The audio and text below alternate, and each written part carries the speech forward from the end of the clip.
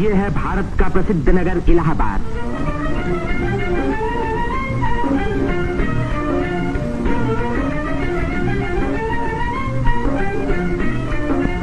यहीं पहल उत्तर प्रदेश में एक विश्वविद्यालय की स्थापना हुई। इसी वजह से ये नगर उत्तर प्रदेश की शिक्षा और सभ्यता का केंद्र माना जाता है।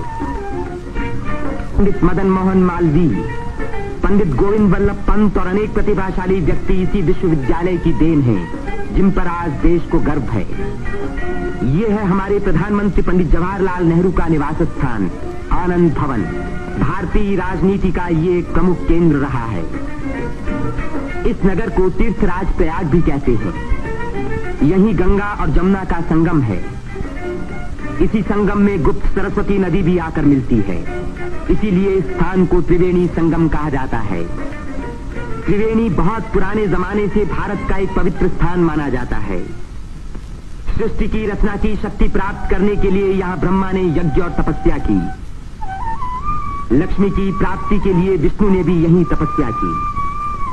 यहीं स्नान करके भगवान शंकर ने त्रिपुर राक्षस के वध करने की शक्ति प्राप्त की और यहाँ महात्मा बुद्ध ने संसार को सत्य का संदेश भी सुनाया। समुद्र मंथन के बाद जयंत के अमृत का घड़ा लेकर जाते समय एक अमृत कण छलक कर यहाँ गिरा और तभी से इस स्थान पर कुंभ मेले का महान पर्व आरंभ हुआ। इस वर्ष भारत का सबसे बड़ा कुंभ मेला इसी स्थान पर हुआ। इस मेले में लगभग 1 करोड़ व्यक्ति त्रिवेणी में स्नान करने के लिए आए। सदियों की गुलामी के बाद स्वतंत्र भारत का ये पहला कुंभ मेला था। त्रिवेणी में स्नान करके तन, मन और आत्मा को शुद्ध करने के लिए ही यात्री यहाँ आते हैं। योगी और सन्यासी, गरीब और अमीर सभी प्रकार के लोग यहाँ इकट्ठे होते हैं। कुंभ मेले के मौके पर देश के नर नारी एक दूसरे के धार्मिक विचारों से परिचित होते हैं। धार्मिक संस्थाएं योगी और सन्यासी यौगिक क्रियाओं को दिखाते हैं।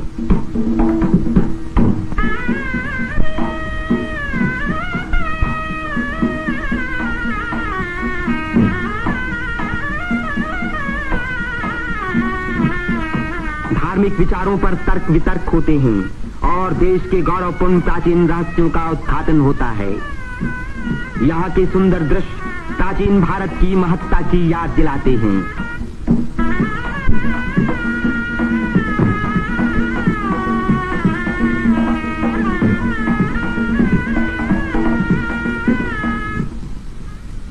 मेले के धार्मिक रूप के अलावा उसके दूसरे दृश्यों में सुंदरता और स्वतंत्रता का रंग चमक रहा था। रंग बिरंगी चूड़ियां, देवी देवताओं की मनमोहिनी मूर्तियां,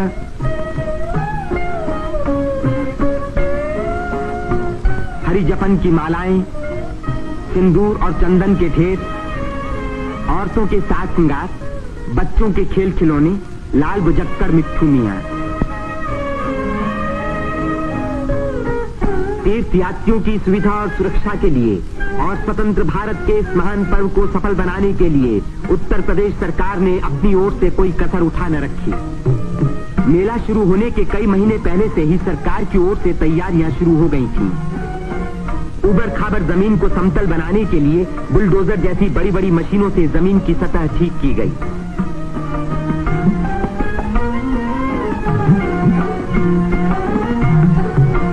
गंगा जी ने अपना किनारा 15 से 30 फुट गहरा काट दिया था, जिसके कारण यहाँ स्नान करना असंभव था। बुलडोजरों ने इन किनारों को सपाट बनाया, जिससे तीर्थयात्री यहाँ सकुशल स्नान कर सके। जिस काम को 1000 आदमी 3 महीने में खत्म नहीं कर सकते थे, उसी को 6 बुलडोजरों ने 15 दिन में पूरा कर दिखाया।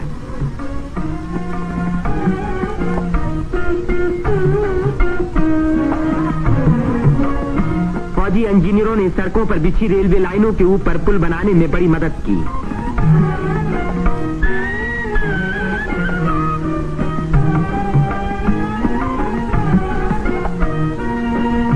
इससे रेलों के आने जाने के समय भीड़ सड़कों पर कभी न रुकी, बल्कि लगातार त्रिवेणी की ओर बढ़ती रही।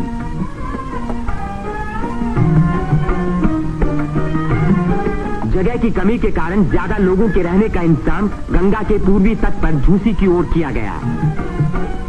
वहां से शेष मेले तक आने के लिए भारतीय सैनिकों और उत्तर प्रदेश सरकार के सार्वजनिक निर्माण विभाग ने पीपों के 6 पुल बनाए। कुंभ मेले के इतिहास में ये पहला मौका था जबकि यहाँ बिजली लगी। 1000 बिजली के खंभे लगाए गए, जिनके लिए 160 मील से अधिक लंबी तार लाइन इस्तेमाल हुई।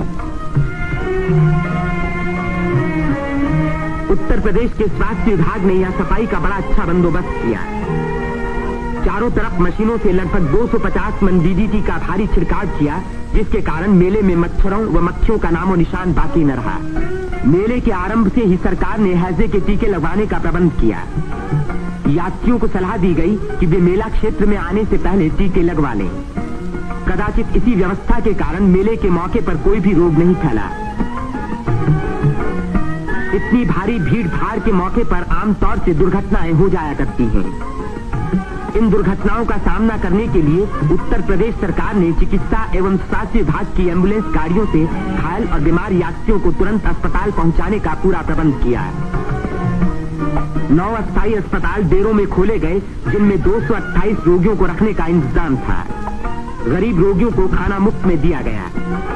राशनिंग विभाग ने यात्रियों की सुविधा के लिए यह आटा, शक्कर, मिट्टी का तेल और अन्य जरूरी सामान का भारी स्टॉक जमा किया, जिससे इन चीजों की कीमतें न बढ़ पाईं। इसी प्रबंध के कारण हर व्यक्ति को सस्ते मूल्य पर अपनी इच्छा का खाना मिल सका।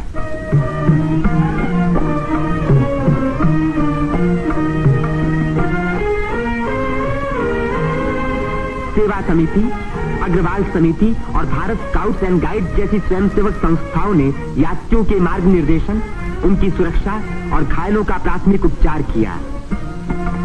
पुलिस यात्रियों के संचालन का कार्य करती रही। आने जाने के लिए अलग रास्ते रखे गए। भीड़ को काबू में रखने के लिए चलते फिरते वायरलेस सेटों का इस्तेमाल किया गया।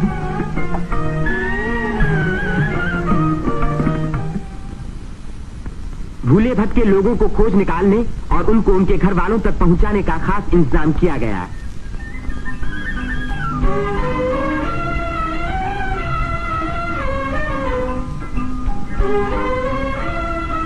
मेले में लाउड स्पीकरों का एक जाल बिछा दिया गया, जिससे भटके हुए लोगों का नाम पुकार पुकार कर उनको एक स्थान पर इकट्ठा किया गया। मेले के आरंभ होते ही उत्तर प्रदेश के मुख्यमंत्री पंडित गोविंद वल्लभ पंत ने मेले के बंदोबस्त का मुआयना किया। इस तीर्थ स्थान पर जमा हुए लाखों मेहमानों के सुख सुविधा की उन्हें बड़ी चिंता थी।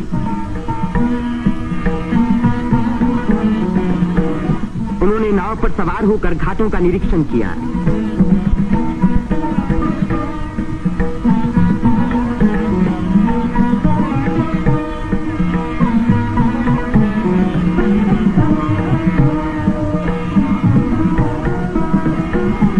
उन्होंने पीपे के पुलों को भी देखा। ये अखाड़ा जो ऐसे ही एक पुल को पार कर रहा है, पुल की मजबूती का सबूत है।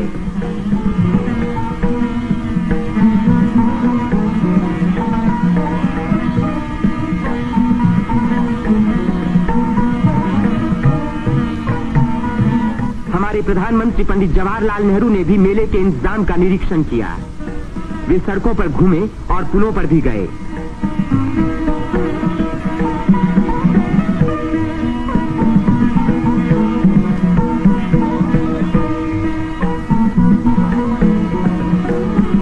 उन्होंने अन्य स्थानों को भी देखा भाला।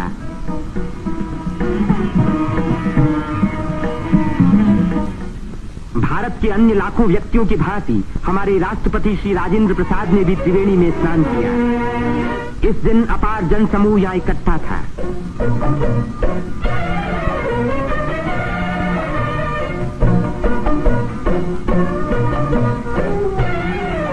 हर घाट पर लोगों की भीड़ स्नान कर रही थी। उसमें नया जोश था और नई उम्मीदें थीं।